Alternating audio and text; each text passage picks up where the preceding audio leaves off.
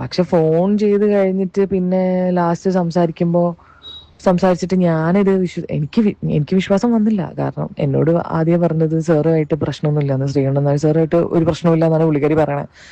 അപ്പൊ തന്നെ എനിക്ക് തോന്നി അത് സത്യമല്ല പറഞ്ഞുകൊണ്ടിരിക്കണെന്ന്. അപ്പൊ ഞാൻ ഓക്കെ കുഴപ്പമില്ല, ഞാൻ പറഞ്ഞു ഇനി ചെയ്തിട്ടുണ്ടെങ്കിൽ എനിക്ക് വിഷയമില്ല എന്ന് പറഞ്ഞു.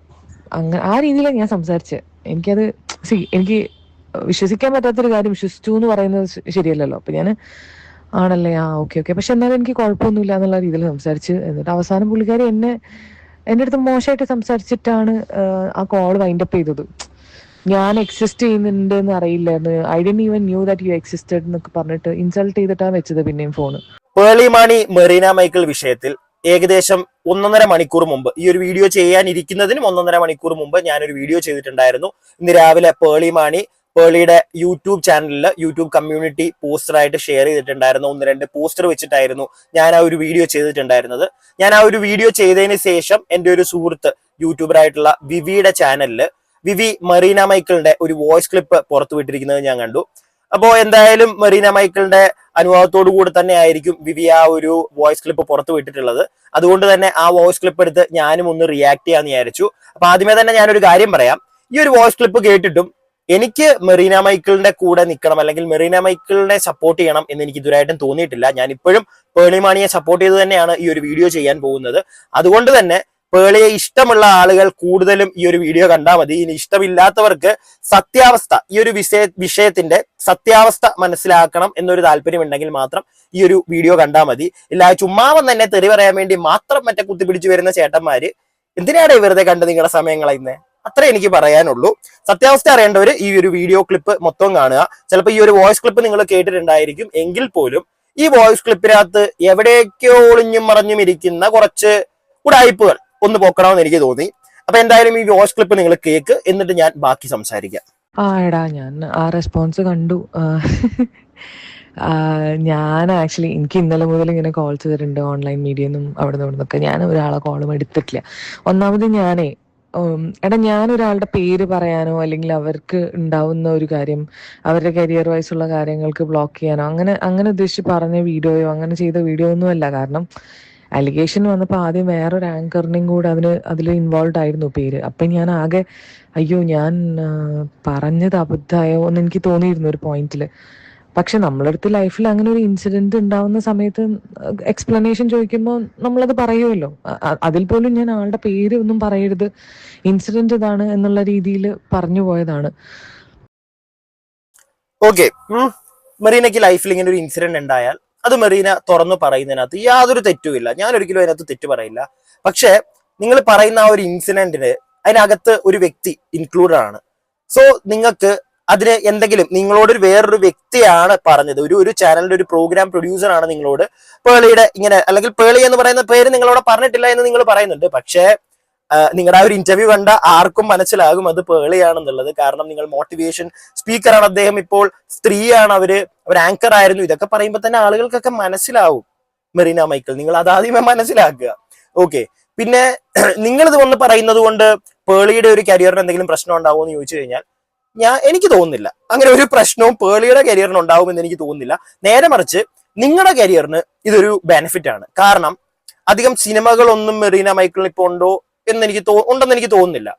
കുറച്ച് ഒരു ബാക്കിലേക്ക് നിൽക്കുന്ന നിങ്ങൾ കുറച്ചും കൂടെ ആളുകളുടെ ഫ്രണ്ടിലേക്ക് ഒന്നൊന്ന് എത്തിപ്പെടുകയാണ് ഇങ്ങനെ ഒരു കോൺട്രവേഴ്സി കൊണ്ട് മുന്നോട്ട് വരുമ്പോഴത്തേക്ക്. അതുകൊണ്ട് ഈ ഒരു കാര്യം കൊണ്ട് നിങ്ങൾക്ക് ബെനിഫിറ്റ് ഉണ്ട്.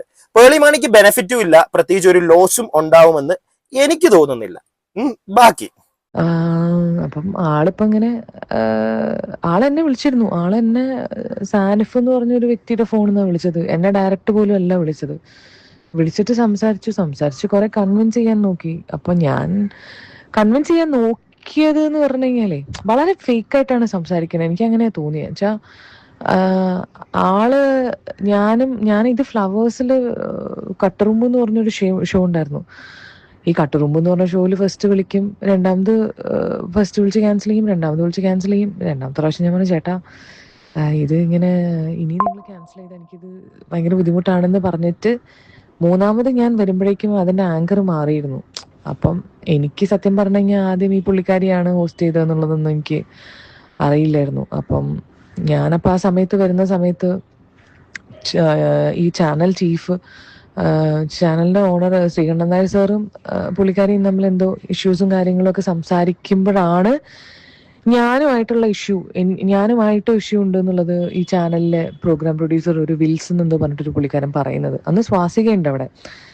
അപ്പോഴാണ് ഞാൻ ഈ കാര്യങ്ങൾ അറിയുന്നത്, ഈ പുള്ളിക്കാരിക്ക് എന്നോട് ഇഷ്യൂ ഉണ്ടെന്നുള്ളത്. ഈ പുള്ളിക്കാരിക്ക് മെറീന മൈക്കിളിനോട് ഇഷ്യൂ ഉണ്ടെന്ന് മെറീന മൈക്കിൾ അറിയുന്നത് ആ ഒരു ചാനലിന്റെ പ്രോഗ്രാം പ്രൊഡ്യൂസർ, ആ ഒരു പ്രോഗ്രാമിന്റെ പ്രൊഡ്യൂസർ ആയിട്ടുള്ള ഒരു വിൽസൺ എന്തോ പറയുന്ന ഒരു വ്യക്തി പറഞ്ഞിട്ടാണ് മെറീനയ്ക്ക് അറിയാവുന്നത് എന്നാണ് മെറീന പറയുന്നത്. എന്നാൽ മെറീന ആ ഒരു ഇന്റർവ്യൂവിൽ തന്നെ, ഈ ഒരു വിഷയം കുത്തിപ്പൊങ്ങി വന്ന ആ ഒരു ഇന്റർവ്യൂവിൽ തന്നെ മെറീന പറയുന്നുണ്ട്, ഇതിനുശേഷം ഞങ്ങൾ പുറത്തു വെച്ച് കാണുമായിരുന്നു. ഒരു തവണയെങ്കിലും മെറീനയ്ക്ക് ഡയറക്റ്റ് ആയിട്ട് പേളിയോട് ചോദിക്കായിരുന്നല്ലോ എന്താണ് പ്രശ്നം എന്നുള്ളത്. നിങ്ങളുടെ ഇടയ്ക്ക് ഏതോ ഒരു വ്യക്തി വന്ന് ഇങ്ങനെ പറഞ്ഞു എന്ന് പറഞ്ഞ് ശ്രീകണ്ഠൻ നായരുമായിട്ട് വിഷയം ഉണ്ടായിരുന്നു എന്നൊക്കെ മെറീനയോട് അവിടെ ഉള്ളവരാണ് പറയുന്നത്. മെറീനയ്ക്ക് അതിന്റെ സത്യാവസ്ഥ അറിയില്ല. ഇപ്പൊ നമുക്കാണെങ്കിൽ ഇതിന്റെ അഭിപ്രായമേ പറയാൻ പറ്റുള്ളൂ, സത്യാവസ്ഥ നമുക്ക് അറിയില്ല. അതുകൊണ്ട് തന്നെ നമുക്ക് ഒരിക്കലും ഒരാളെ അടിച്ച് ആക്ഷേപിച്ച് കുറ്റം പറയാൻ പറ്റില്ല. പക്ഷെ മെറീന ഇവിടെ കാണിച്ചത് അതല്ല, മനസ്സിലായില്ലേ? നിങ്ങളോട് അങ്ങനെ ചെയ്തു എന്നുള്ള രീതിയിൽ തന്നെയാണ് നിങ്ങൾ ഇന്റർവ്യൂവിലൊക്കെ വന്നിരുന്ന് സംസാരിച്ചത്. അത് തെറ്റായിട്ടുള്ള ഒരു കാര്യമാണ്. നിങ്ങൾ തന്നെ കുഴി മാന്തിയതുപോലെയാണ് എനിക്ക് തോന്നുന്നത്. കാരണം നിങ്ങൾ തന്നെ ഇതിനു ശേഷം പറയുന്നു ഞങ്ങൾ പുറത്തു വെച്ച് കാണാറുണ്ടായിരുന്നു, അപ്പോഴൊക്കെ ചിരിച്ചു കളിച്ചായിരുന്നു നിൽക്കുന്നത്.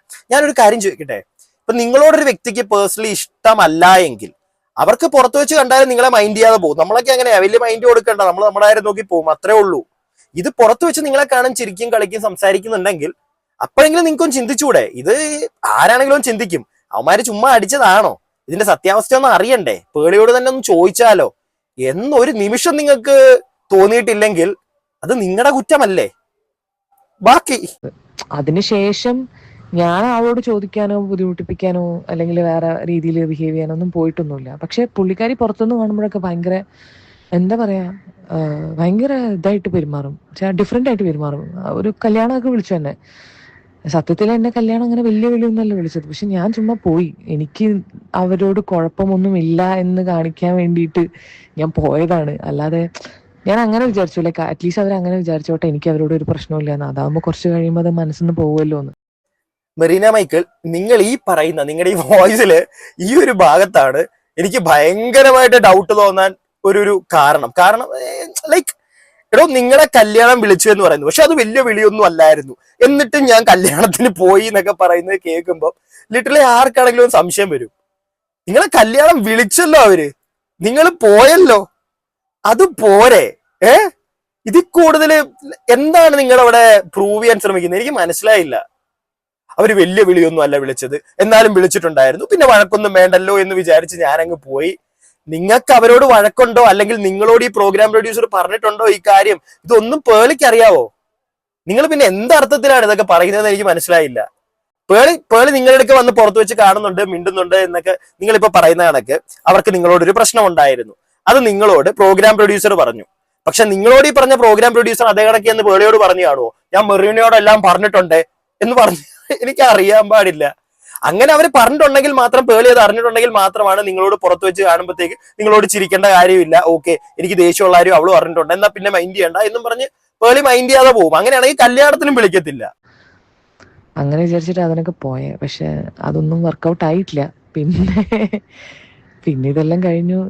അപ്പം ഇവരെന്നെ ഫോണിൽ വിളിച്ച സമയത്താണെങ്കിലും ഞാൻ ഇവർ പറഞ്ഞതെല്ലാം കേട്ടിട്ട് ഞാൻ ഇവരടുത്ത് റിപ്പീറ്റഡ്ലി പറഞ്ഞുകൊണ്ടിരുന്നത്, എനിക്ക് നിങ്ങളോട് ഇഷ്യൂസും കാര്യങ്ങളൊന്നും ഇല്ല, പക്ഷെ എനിക്കിങ്ങനെ ഒരു ഇൻസിഡന്റ് ഉണ്ടായി. പിന്നെ എനിക്കത് വിശ്വസിക്കാതിരിക്കേണ്ട കാര്യങ്ങളൊന്നും ഇല്ല. കാരണം ഇവര് തന്നെ വേറൊരു ആർട്ടിസ്റ്റിന്റെ അടുത്ത് പറഞ്ഞിട്ടുണ്ട് ഞാൻ ഇങ്ങനെ ചെയ്തു. കാരണം മുംബൈ ടാക്സി ഏതൊരു പടത്തിൽ അവരായിരുന്നു ആദ്യം കാസ്റ്റ് ചെയ്തത്. അതിനുശേഷം അത് എന്നെ ആക്കിയപ്പോൾ അവർക്ക് അത് ഭയങ്കര മാനസികമായ പ്രശ്നം ഉണ്ടായിരുന്നു. അതൊക്കെ മനസ്സിലാവും, അതൊക്കെ മനുഷ്യ സഹജമാണ്, അതൊക്കെ എല്ലാവർക്കും ഉണ്ടാവും, അത് ആ ഏജിന്റെയും എല്ലാം ആണ്. അതൊക്കെ പോട്ടെ, ഒരു കുഴപ്പമില്ല. പക്ഷെ ഫോൺ ചെയ്ത് കഴിഞ്ഞിട്ട് പിന്നെ ലാസ്റ്റ് സംസാരിച്ചിട്ട് ഞാനിത് എനിക്ക് വിശ്വാസം വന്നില്ല. കാരണം എന്നോട് ആദ്യം പറഞ്ഞത് സാറുമായിട്ട് പ്രശ്നമൊന്നുമില്ല, ശ്രീകണ്ഠൻ നായർ സാറുമായിട്ട് ഒരു പ്രശ്നമില്ല എന്നാണ് പുള്ളിക്കാരി പറയണത്. അപ്പൊ തന്നെ എനിക്ക് തോന്നി അത് സത്യമല്ല പറഞ്ഞുകൊണ്ടിരിക്കണമെന്ന്. അപ്പൊ ഞാൻ ഓക്കെ കുഴപ്പമില്ല, ഞാൻ പറഞ്ഞു ഇനി ചെയ്തിട്ടുണ്ടെങ്കിൽ എനിക്ക് വിഷയമില്ല എന്ന് പറഞ്ഞു. അങ്ങനെ ആ രീതിയിലാണ് ഞാൻ സംസാരിച്ചത്. എനിക്ക് വിശ്വസിക്കാൻ പറ്റാത്തൊരു കാര്യം വിശ്വസിച്ചു എന്ന് പറയുന്നത് ശരിയല്ലല്ലോ. അപ്പൊ ഞാൻ ആണല്ലേ, ഓക്കെ, പക്ഷെ എന്നാലും എനിക്ക് കുഴപ്പമൊന്നുമില്ല എന്നുള്ള രീതിയിൽ സംസാരിച്ച്. എന്നിട്ട് അവസാനം പുള്ളിക്കാരി എൻ്റെ അടുത്ത് മോശമായിട്ട് സംസാരിച്ചിട്ടാണ് ആ കോൾ വൈൻഡപ്പ് ചെയ്തത്. ഞാൻ എക്സിസ്റ്റ് ചെയ്യുന്നുണ്ട് എന്ന് അറിയില്ലായിരുന്നു. I D even knew that you existed എന്നൊക്കെ പറഞ്ഞിട്ട് ഇൻസൾട്ട് ചെയ്തിട്ടാണ് വെച്ചത് പിന്നെയും ഫോണ്. എനിക്കതിനും പരാതിയും കാര്യങ്ങളൊന്നുമില്ല. സി ആൾക്കാർ, ഞാൻ നിന്നോട് ഡീറ്റെയിൽ ആയിട്ട് ഇപ്പോൾ ഇത് പറയുന്നത് എന്താണെന്ന് വെച്ചാൽ എനിക്കിതൊന്നും, ഞാനിത് വേറൊരു പേഴ്സൻ്റെ അടുത്ത് ഒരു മീഡിയയിലെ ഒരു ക്യാമറയുടെ മുമ്പിലൊന്നും ഇരുന്ന് പറയാനോ അങ്ങനെ ഞാൻ വിചാരിക്കുന്നില്ല ഇതിനെപ്പറ്റി. കാരണം എനിക്ക് ആളുടെ പേരും പറയണ്ട, എനിക്ക് ഒരു കാര്യങ്ങളും ഇനി ഫെർദർ ഡിസ്കസ് ചെയ്യണ്ട. ഞാൻ അങ്ങനെ ഉദ്ദേശിച്ചിട്ടുമല്ല. ഇപ്പം എല്ലാവരും പ്രായം ഒക്കെ മാറി. She was in A 20s നടക്കുമ്പം, അപ്പോൾ she's in A 30s now. അപ്പം അതിൻ്റെ ഒരു മെച്യൂരിറ്റി വന്നിട്ടുണ്ടാവുമെന്ന് ഞാൻ വിചാരിക്കുന്നു. ഇനി അതല്ല എന്നുണ്ടെങ്കിലും I hope for the like കുറച്ച് കഴിയുമ്പോഴത്തേക്കും എല്ലാം ബെറ്റർ ആവും എന്നുള്ളത്. എനിക്ക് അങ്ങനെ ഒരു ഇന്റൻഷനേ ഉണ്ടായിരുന്നില്ല ഒരാൾക്കിട്ട് പണി കൊടുക്കണമെന്നോ അല്ലെങ്കിൽ ഒരാൾ ഇങ്ങനെ ഇതാവണം എന്നുള്ളത്. I always wanted to make her feel like എനിക്ക് അവരായിട്ട് ഒരു ഇഷ്യൂ ഇല്ല എന്നുള്ളത്. അതുകൊണ്ടാണ് പിന്നീട് കാണുമ്പോൾ സംസാരിച്ചതും ഒക്കെ.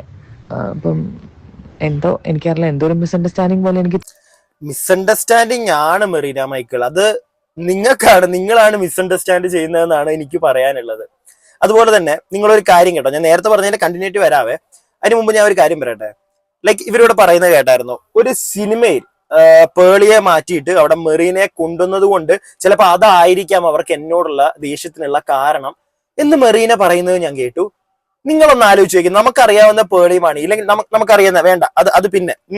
ഞാൻ ഒരു കാര്യം ചോദിക്കട്ടെ, ഒരു സിനിമയിൽ ഇങ്ങനെ ഇപ്പൊ പേളിയെ കാസ്റ്റ് ചെയ്തതിനകത്തൊന്ന് മാറ്റി അവിടെ മെറീനയെ കൊണ്ടുവരുമ്പോഴത്തേക്ക് എന്തിനാണ് പേളിക്ക് മെറീനയോട് ദേഷ്യം വരുന്നത്? കാരണം അവിടെ ഒരു കാസ്റ്റിംഗ് ഡയറക്ടറാണ് ഈ ഒരു ആൾക്കാരെ മാറ്റി വേറൊരാളെ കൊണ്ടുവരുന്നത്.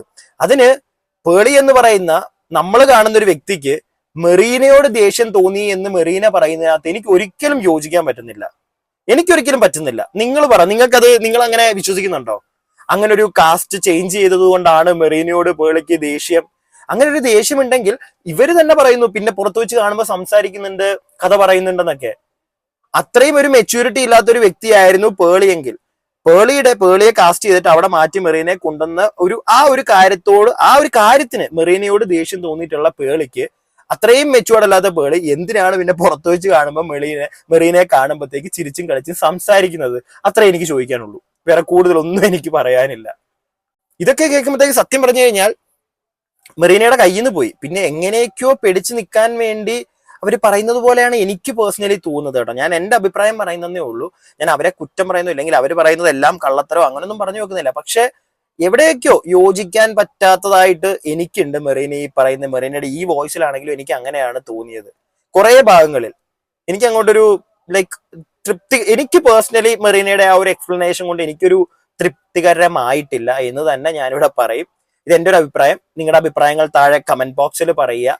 വീഡിയോ ഇഷ്ടപ്പെട്ടിട്ടുണ്ടെങ്കിൽ ലൈക്ക് ചെയ്യുക. സബ്സ്ക്രൈബ് ചെയ്യാതെ വീഡിയോ കാണുന്നവർ സബ്സ്ക്രൈബ് ചെയ്യുക. അതുപോലെ തന്നെ മെറീന പറയുന്നുണ്ട്, വേറൊരു ആർട്ടിസ്റ്റിനോട് പേളി പറഞ്ഞിട്ടുണ്ട് ഇങ്ങനെ ഈ ഒരു പേളിയെ കാസ്റ്റ് ചെയ്തതിനകത്തുനിന്ന് മാറ്റി മെറീനയെ കൊണ്ടുവന്നതാണ് എനിക്കൊരു ദേഷ്യം ഉണ്ടായത് എന്നൊക്കെ മെറീന പറയുന്നുണ്ട്. അത് എന്തോരം സത്യമാണെന്ന് നമുക്കറിയില്ല. എനിക്ക് ലിറ്ററലി സംശയമുണ്ട്. ഞാൻ അതുകൊണ്ട് തന്നെ അതിനകത്തോട്ടൊന്നും പറയാൻ പോകുന്നില്ല. കാരണം അങ്ങനെ ഒരാളോട് പേളി പറഞ്ഞിട്ടുണ്ടെങ്കിൽ ആളുടെ പേര് പറയുക, മൊത്തത്തില് മെറീന പുറത്തേക്ക് പറയണം. അതല്ലാതെ ഇങ്ങനെ നടന്നിട്ടുണ്ട് അങ്ങനെ നടന്നിട്ടുണ്ടെന്നൊക്കെ പറഞ്ഞു വെച്ച് കഴിഞ്ഞാൽ നമുക്ക് വിശ്വസിക്കാൻ കുറച്ച് ബുദ്ധിമുട്ടുണ്ട്. സത്യമാണോ അല്ലയോ എന്നറിയാതെ എങ്ങനെ വെറുതെ നമ്മൾ അത് കേട്ടിട്ട് പേളിയെ തെറി പറയാൻ പോണോ? എനിക്ക് ഇച്ചിരി ബുദ്ധിമുട്ടുണ്ട്. അത് മാത്രം വെച്ചുകൊണ്ട് പേളിയെ തെറി പറയാൻ പോകാനായിട്ട് എനിക്ക് ഇച്ചിരി ബുദ്ധിമുട്ടുണ്ട്.